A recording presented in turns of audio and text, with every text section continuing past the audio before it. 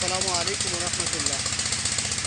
খুলনা বিশ্ববিদ্যালয়ের খান বাহাদুর আহসানুল্লাহ হল এবং বীরশ্রেষ্ঠ রুহুল আমিন হলের মাঝখানে যে পানি বের হয়, গল্লামারী ময়ূর নদীতে যে পানি বের হয় আমাদের এই খাল দিয়ে, আজ কয়েকদিন ধরে এই খালের পুনঃখনন চলছে এবং আজকে খালের শেষ দিন।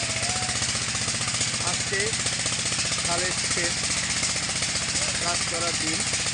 আজকে এইভাবে কাটা হচ্ছে, এভাবে কাটা হচ্ছে, এভাবে কাটা হচ্ছে এবং এই টেরি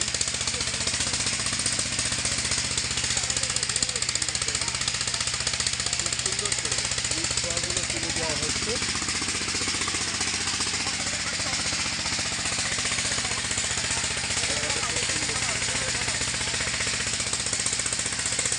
সাথে উপাচার্য মহোদয়ের সচিব মহোদয় আছে।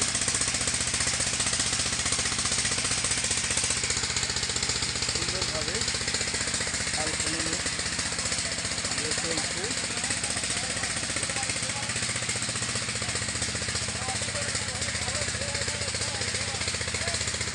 খালের কোদাল দিয়ে শক্ত মাটিগুলো খালের পাশে তোলা হচ্ছে।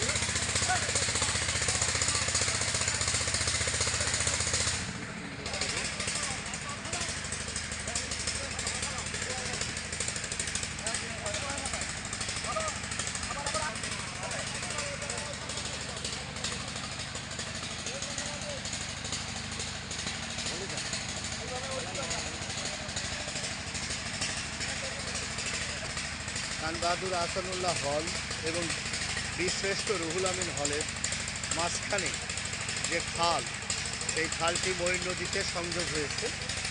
তো এইটা দীর্ঘদিন ধরে ফেরিতে বন্ধ হয়েছিল পানি নিষ্কাশনের জন্য।